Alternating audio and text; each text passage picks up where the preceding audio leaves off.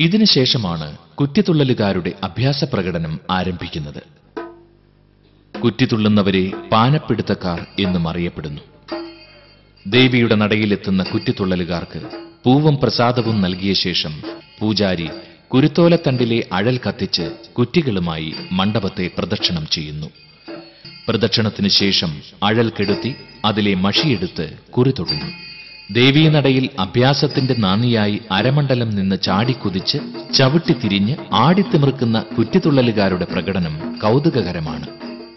നാടോടി പാരമ്പര്യവും താന്ത്രിക ആരാധനയും ആയോധന കലയും ഒന്നിക്കുന്ന അനുഷ്ഠാനമാണിത്. പൂക്കുല വെച്ച കുറ്റികളുമായി പ്രദക്ഷിണമായും അപ്രദക്ഷിണമായും അഭ്യാസികൾ നൃത്തം ചെയ്യുന്നു.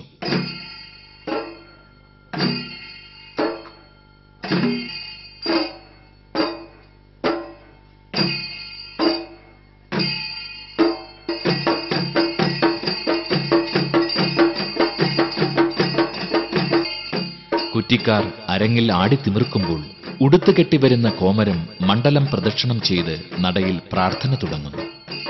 പ്രാർത്ഥനയുടെ ഒരു ഘട്ടത്തിൽ ഉറഞ്ഞു തുള്ളുന്ന കോമരം കുരുത്തോല കീറിയെടുത്ത് കലികൊണ്ട ദേവിയെപ്പോലെ തുള്ളൽ തുടരും. പിന്നീട് വാളും ചിലമ്പുമേന്തിക്കൊണ്ട് കുറ്റിത്തുള്ളലിനൊത്ത് കോമരവും ആടിത്തിമിർക്കുന്നു. ദാരികവധം കഴിഞ്ഞ് ദേവി എത്തിച്ചേർന്നതിലുള്ള സന്തോഷ പ്രകടനമാണ് ഈ നൃത്തം.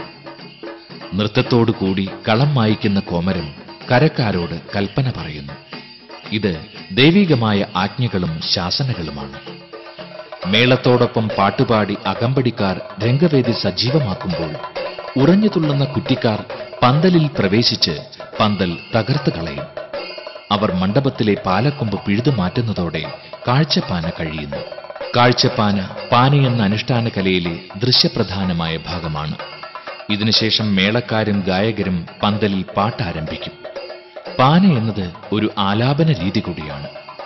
ഗണപതിയുടെയും സരസ്വതിയുടെയും സ്തുതികൾ പാടി തീർത്ത ശേഷം ഗായകർ ഗുരുവന്ദനം ആലപിക്കുന്നു. അസുരനായ ദാരികനെ വധിക്കുവാൻ പരമശിവന്റെ തൃക്കണ്ണിൽ നിന്നു ജനിച്ച ഭദ്രകാളിയുടെ ഉത്ഭവം മുതൽ പാനപ്പാട്ട് ആരംഭിക്കുന്നു. ഈ സമയത്ത് പോള അമ്പലം പന്തലിന്റെ നടുവിൽ സ്ഥാപിച്ച് ചുറ്റും കളം വരയ്ക്കും. അമ്പലത്തിൽ പ്രതിഷ്ഠ നടത്തിയ ശേഷം പൂജാതി കർമ്മങ്ങളും നിർവഹിക്കും.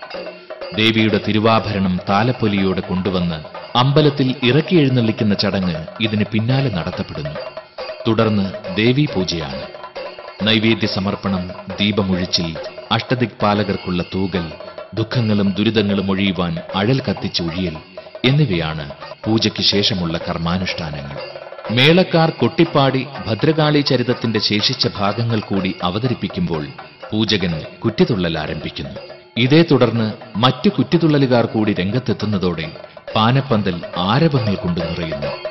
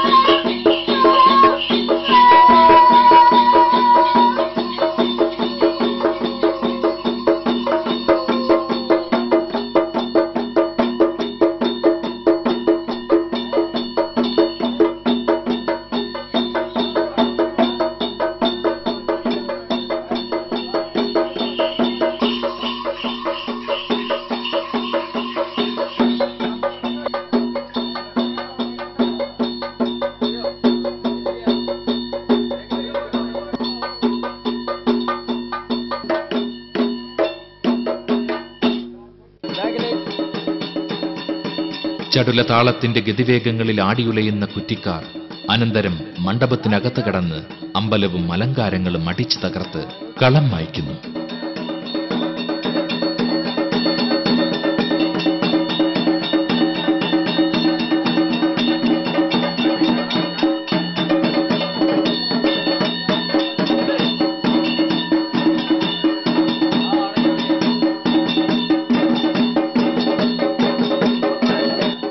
പന്തലിൽ വെച്ചിരിക്കുന്ന ഗുരുതി പൂജാരി തട്ടിത്തെറിപ്പിച്ച് പാത്രം കമിഴ്ത്തുന്നതോടെ 24 മണിക്കൂർ നീണ്ടുനിന്ന ദേശപ്പാനയുടെ ചടങ്ങുകൾ പരിസമാപ്തിയിലേക്കെത്തുന്നു.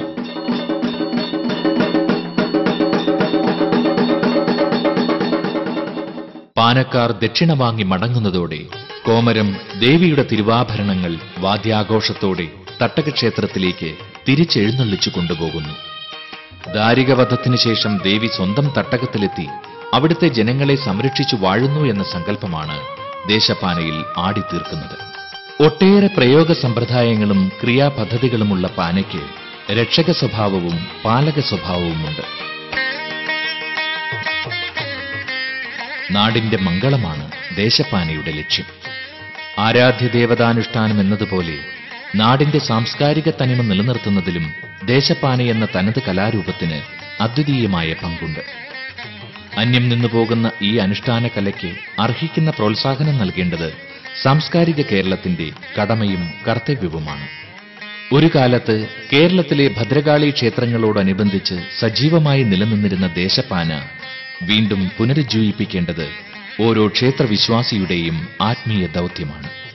പണ്ട് ഓരോ ഭദ്രകാളി ക്ഷേത്രങ്ങളോടുമനുബന്ധിച്ച് സ്ഥിരമായി പാന നടത്തുന്നതിനു വേണ്ടി പാനപ്പറമ്പുകൾ നിലനിർത്തിയിരുന്നു.